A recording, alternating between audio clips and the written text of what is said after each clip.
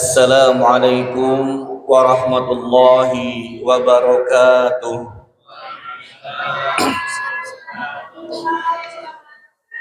Alhamdulillah, alhamdulillahilladzi anzalal qur'ana hudal linnasi wa bayyinatin minal huda wal furqan.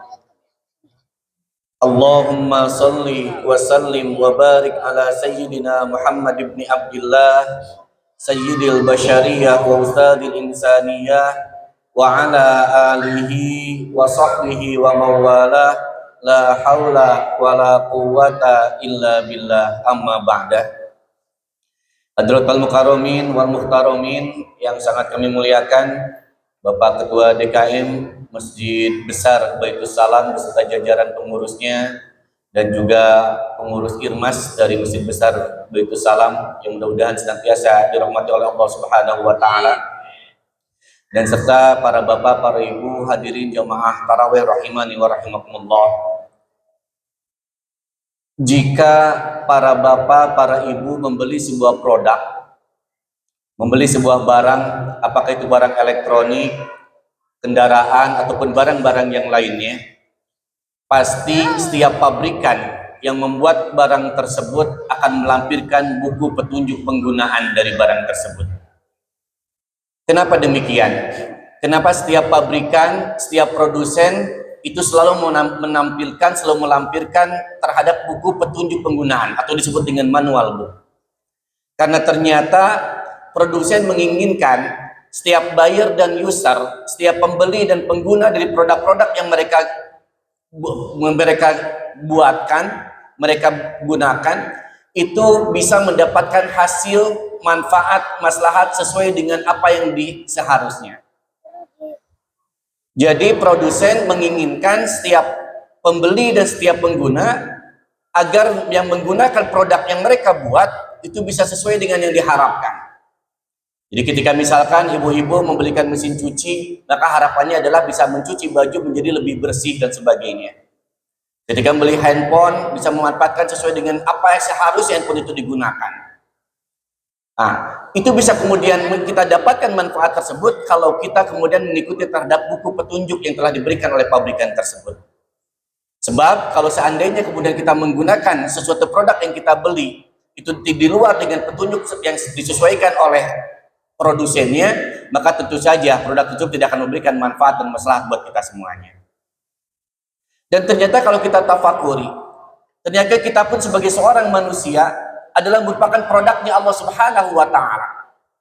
Kita pada hakikatnya adalah ciptaan Allah Subhanahu wa taala, yang kalau kita analogikan sebagai sebuah industri, maka manusia itu adalah merupakan produknya Allah Subhanahu wa taala. Maka agar kemudian kita sesuai dengan harapan Allah Subhanahu wa taala, ketika Allah menciptakan ke muka bumi ini, kita diberikan oleh Allah Subhanahu wa taala dengan berbagai macam tugas pokok dan fungsi yang harus kita lakukan. Kita diciptakan bukan kesia-siaan, kita diciptakan bukan ketidaksengajaan oleh Allah Subhanahu wa taala, tapi kita diciptakan dengan sengaja oleh Allah Subhanahu wa taala untuk bisa melaksanakan tugas pokok dan fungsi kita sebagai seorang manusia. Apa tugas pokok fungsi kita sebagai seorang manusia?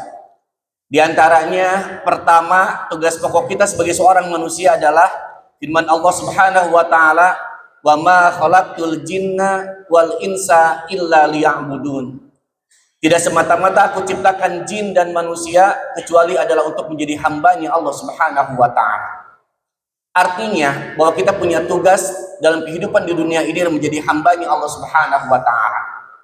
Dan fungsi seorang hamba itu adalah tidak punya bergaining terhadap tuannya. Mungkin para bapak, para ibu pernah melihat di film-film atau di sejarah-sejarah bagaimana hamba sahaya, bagaimana perbudakan. Seorang budak tidak bisa kemudian punya bergaining untuk bisa menolak terhadap perintah tuannya. Yang bisa dilakukan oleh dia adalah melaksanakan semua perintahnya dan menjauhi semua larangan yang diberikan oleh tuannya. Dan kalau dia mencoba untuk memberontak, maka siksaan yang akan dia dapatkan. Begitupun kita sebagai seorang manusia, kita pun hambanya Allah Subhanahu wa ta'ala, maka kita pun tidak punya wewenang untuk bisa menolak terhadap perintah Allah Subhanahu wa ta'ala dan menjauhi larangannya. Tugas kita adalah semuanya melaksanakan perintah Allah dan menjauhi semua larangannya. Sebab kalau kita mencoba untuk berontak, mencoba untuk mengingkari terhadap perintah Allah Subhanahu wa ta'ala, maka Allah sudah mengatakan inna adzabi lasyadid, sesungguhnya adabku maha pedih. Maka tugas yang pertama kita sebagai seorang manusia adalah menghambakan diri kepada Allah Subhanahu wa taala dengan cara kita menjalankan semua perintahnya dan menjauhi semua larangannya. Kemudian yang kedua, tugas pokok kita sebagai seorang manusia adalah ketika Allah berfirman, inni ja'ilun fil ardi khalifah, sesungguhnya aku menjadikan manusia di muka bumi ini sebagai khalifah. Apa fungsi khalifah itu? Mana dasarnya khalifah adalah pengganti dari Allah dan Rasulnya untuk mengurus bumi ini. Kemudian dikembangkan oleh para ulama, khalifah itu adalah seorang pemimpin. Dan ternyata kita semuanya diciptakan oleh Allah Subhanahu wa taala menjadi pemimpin. Rasulullah pernah bersabda, kullukum ra'in wa kullukum mas'ulun an ra'iyatihi. Setiap dari kalian adalah pemimpin dan setiap pemimpin akan dimintai pertanggungjawabannya.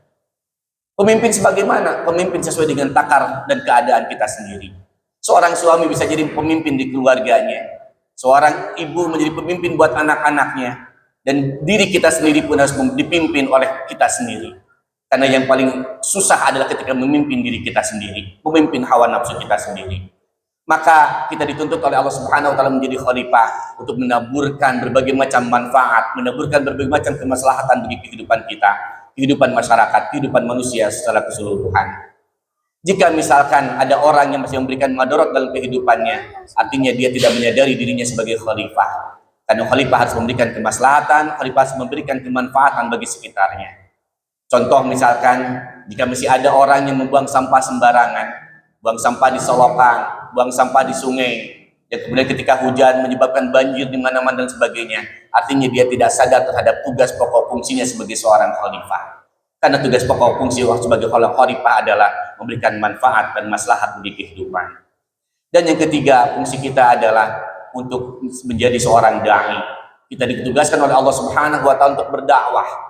Sebagaimana firman Allah Subhanahu wa taala, wal takum minkum ummatun yad'una ilal khair wa ya'muruna bil ma'ruf wa yanhauna 'anil munkar. Jadilah di antara kalian yang menyuruh terhadap kebaikan dan kemudian mencegah terhadap kemungkaran. Maka tugas kita semuanya itu adalah kita berdakwah. Karena dakwah bukan hanya tugas para dai, dakwah tidak hanya tugas para ustadz, para kiai, para penceramah dan sebagainya, tapi tugas kita semuanya untuk menyebarkan kebaikan pada sesama. Tergantung dari kemampuan kita. Bisa saja kita berdakwah terhadap keluarga kita, dakwah terhadap saudara kita, dakwah terhadap tetangga kita, yang jelas adalah menebarkan kebaikan di sana. Tapi kemudian pada prakteknya, banyak sekali orang yang lupa terhadap tugas pokok dan fungsi tersebut. Maka kemudian Allah Subhanahu wa taala memberikan petunjuk, memberikan pedoman kepada manusia agar jangan sampai lupa terhadap tugas pokok itu, yaitu kemudian dibentuk dalam Al-Qur'an. Zalikal kitabu la raiba fihi hudal lil muttaqin. Itulah Alkitab, itulah Al-Qur'an yang tidak ada keraguan di dalamnya, yang menjadi petunjuk bagi orang-orang yang bertakwa. Maka oleh karena itu hadirin rahimani wa rahimakumullah, marilah kita jadikan Al-Qur'an sebagai pedoman hidup kita. Jadikanlah Al-Quran sebagai petunjuk dalam kehidupan kita, sehingga hidup kita tidak salah, hidup kita bisa sesuai dengan apa yang dikehendaki oleh Allah Subhanahu wa taala. Bagaimana caranya agar Al-Quran menjadi pedoman hidup kita? Tentu saja pertama, Al-Quran banyak-banyak dibaca oleh kita semuanya. Tidak mungkin Al-Quran bisa menjadi petunjuk kalau kita tidak membacanya. Yang kedua, di samping membacanya, juga kita pahami terhadap maknanya. Banyak sekali Al-Quran terjemah saat ini. Maka kita coba baca terjemahannya, sehingga kemudian bisa memahami bahwa ketika kita membaca satu ayat ini, kita memahami bahwa Allah sedang memerintahkan sesuatu untuk kita. Ketika membaca ayat yang lain, kita memahami bahwa Allah sedang melarang kita untuk tidak melaksanakan itu. Dan ketika membaca ayat yang lain, maka kita pun memahami bahwa Allah sedang bercerita terhadap hal-hal yang bisa bermanfaat untuk kita semuanya. Dan yang terakhir, setelah kita memahami, maka kemudian sedikit demi sedikit kita amalkan Al-Quran tersebut. Mudah-mudahan kita semuanya diberikan petunjuk oleh Allah Subhanahu wa taala, dibimbing oleh hidayahnya, sehingga kita menjadikan diri kita orang-orang yang senantiasa berinteraksi dengan Al-Quran, bisa memahami Al-Quran dan mengamalkan Al-Quran. Karena Al-Quran akan menjadi penolong dalam kehidupan kita di akhirat kelak. Iqra'ul Quran fa innahu ya'ti yaumal qiyamah syafi'an li ashabihi. Bacalah oleh kalian Al-Quran, karena Al-Quran menjadi penolong di hari yaumil qiyamah bagi orang-orang yang senantiasa membacanya. Semoga kita termasuk orang-orang yang mendapatkan syafaat dari Al-Quran. Barakallahu li wa lakum. Mohon maaf barangkali banyak hal yang kurang berkenan. Astaghfirullahaladzim istighfaran katsiran. Wallahul muwaffiq ila aqwamit thoriq. Wassalamualaikum warahmatullahi wabarakatuh.